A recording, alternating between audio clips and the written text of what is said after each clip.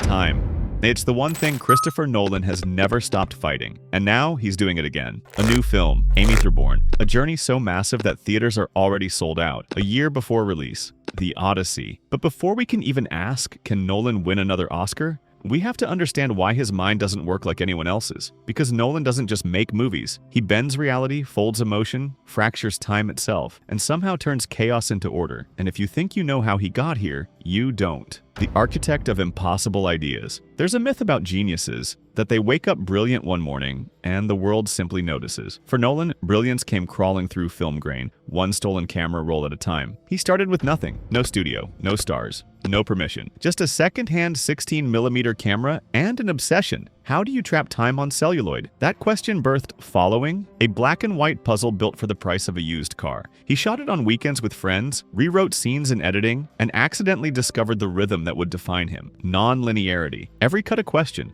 every frame a riddle. But the secret isn't just structure, it's control. Nolan doesn't chase chaos, he designs it. He draws blueprints of time, then collapses them like origami. His notebooks aren't scripts, they're equations. Dream logic, relativity, moral geometry. People say he's inspired by Kubrick or Ridley Scott. Maybe, but his real muse is uncertainty. When he writes, he starts with a paradox first. What if memory couldn't be trusted? What if dreams were architecture? What if time moved both ways? Everything else grows from that seed.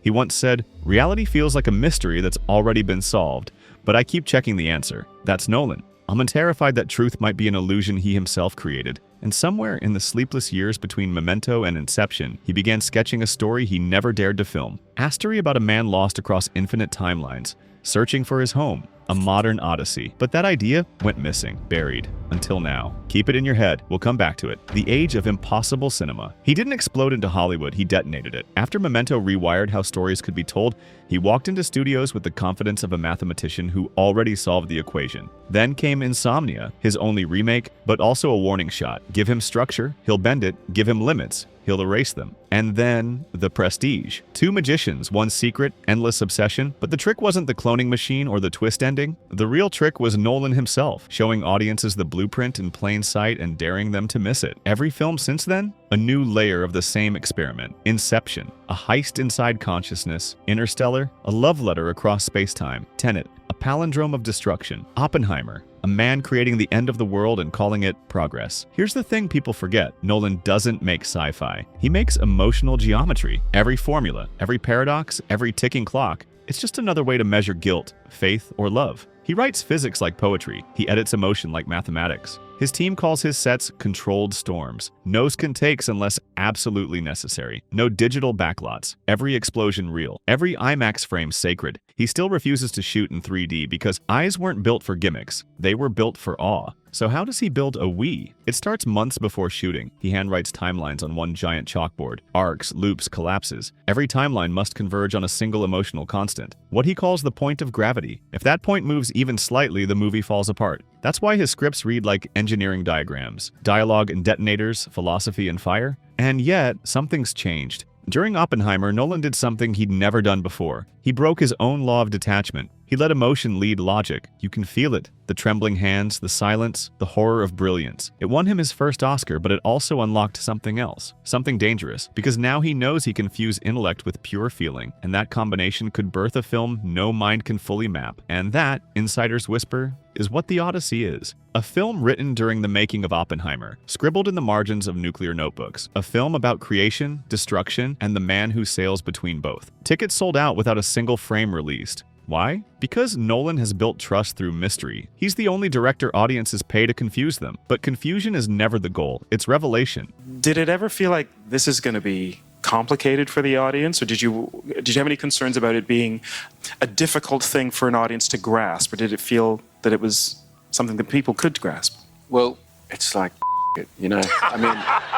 He hides clarity at the end of chaos, so when it hits like enlightenment. And this time, he promises the enlightenment will hurt. Some say The Odyssey is his final film. Some say it's the beginning of a new phase. The way Inception unlocked dreams, this one will unlock reality itself. Rumors, sure, but what's confirmed is terrifying. A cast that reads like mythology itself. Cillian Murphy, Florence Pugh, Robert Pattinson, even rumors of Matt Damon returning, each playing figures from a distorted future, each trapped in a story that folds human history into legend. Think Oppenheimer's moral crisis, Inception's architecture, Interstellar's scale, and the intimacy of Memento, all colliding. And somewhere inside that collision, a single question beats like a ticking bomb. Can Nolan out-Nolan himself? Because every time he's done something impossible, he's already been planning the next impossibility. He once told an interviewer, "The ending is the beginning is the ending." So maybe the story of the Odyssey didn't start after Oppenheimer. Maybe it started with following, a man wandering a city, chasing strangers. Maybe that man's still walking, through Memento, through Inception, through Oppenheimer, and only now do we realize he's been Nolan's reflection all along, which means The Odyssey isn't just a film, it's the answer he's been chasing his entire life. The ocean has always been a metaphor for the unknown, and if time is an ocean, then Nolan has been lost at sea since the beginning, sailing through dreams, through memory, through science, through guilt. But this time, he's finally naming the water, The Odyssey. He hasn't revealed a frame, yet insiders say it's his most ambitious film ever. Not in budget, not in explosions, in concept. It's said to be inspired by Homer's epic, but reimagined as a cosmic voyage of consciousness, a traveler who journeys through realities instead of islands. Each stop, a version of Earth altered by human creation, a place where choices ripple like waves through time. And in each world, one truth remains constant. The traveler can never go home until he understands why home matters. If Inception was about dreams, and Interstellar was about love, then The Odyssey is about faith in the unknown. It's Nolan writing the final theorem of his own career. There's a reason fans are calling it the Avengers of acting. Cillian Murphy, again the central figure, rumored to play the Wanderer. Florence Pugh described as the Oracle, a presence that exists in multiple timelines. Robert Pattinson, back after Tenet, said to represent the mirror, the man's reflection across realities. And whispers say Cate Blanchett is joining as the voice, possibly the narrator, possibly God, possibly something beyond either. It's not a film, it's a constellation of performances, each actor orbiting the same gravity well, Nolan's brain. And yet, even among that cast, one rumor terrifies the internet, that this will be Nolan's first R-rated film since Insomnia. Dark, unfiltered,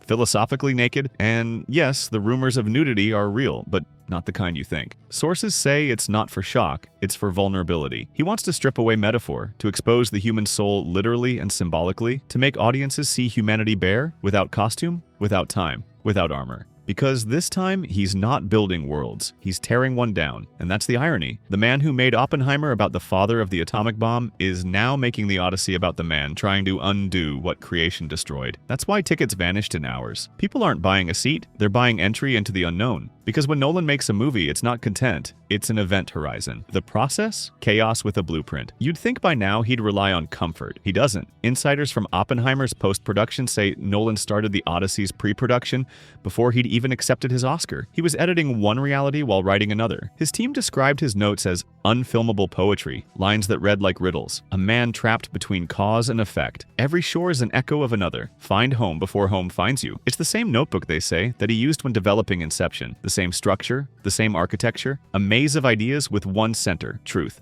Cinematographer Hoyt van Hoytema returns, reportedly experimenting with underwater IMAX rigs. IMAX itself had to redesign housings to shoot submerged film at 70mm resolution, something that has literally never been done before. Sound designer Richard King hinted that the movie's rhythm breathes like tides, and that the film will be edited to a pattern based on human heartbeat irregularity. Every technical innovation Nolan's ever built, he's using all of them at once. Practical miniatures like Interstellar, temporal editing like Tenet, the claustrophobic realism of Dunkirk, the moral dread of Oppenheimer. This is Nolan folding his own filmography into itself, a cinematic singularity, and maybe that's the twist no one saw coming. The Odyssey isn't about space or time or myth. It's about Nolan, about a creator sailing through the wreckage of his own imagination, searching for the film that will finally make sense of them all. If every movie before this was a fragment, this is the piece that completes the mosaic.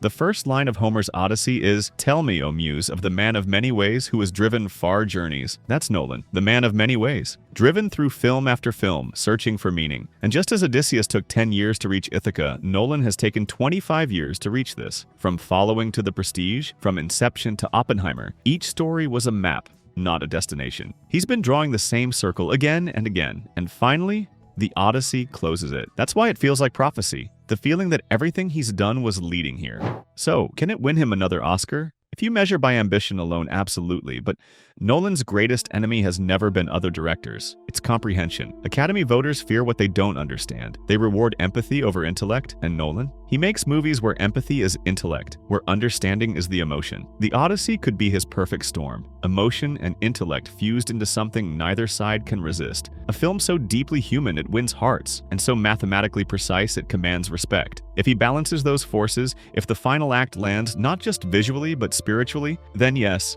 another Oscar isn't just possible, it's inevitable. Because this isn't about spectacle anymore, it's about closure. And the Academy loves a story that feels like destiny. But what if the closure isn't his? What if it's ours? What if the Odyssey isn't about Nolan finding peace, but us realizing we've been on this voyage with him all along? Every time we left his theater confused, exhilarated, searching for meaning, we weren't watching his story, we were living it. We've been following his hero through dreams, through black holes, through atomic suns, and when the Odyssey arrives, we won't just be witnessing the end of a journey, we'll be coming home. And when the lights rise and the credits roll and the audience sits in silence, that's when we'll understand. Nolan didn't just make us watch time, he made us feel it. So, what do you think? Will The Odyssey be Nolan's masterpiece? Will he finally capture both heart and intellect in one frame? Or is this voyage destined to drown under its own weight? Could this be the movie that earns him his second Oscar, or the one that ends the myth of Christopher Nolan entirely? Drop your theories in the comments. And if you love cinematic breakdowns, hidden meanings, and the stories behind legends, hit subscribe. Because here at Gravity of Frame, we don't just talk about movies, we enter them.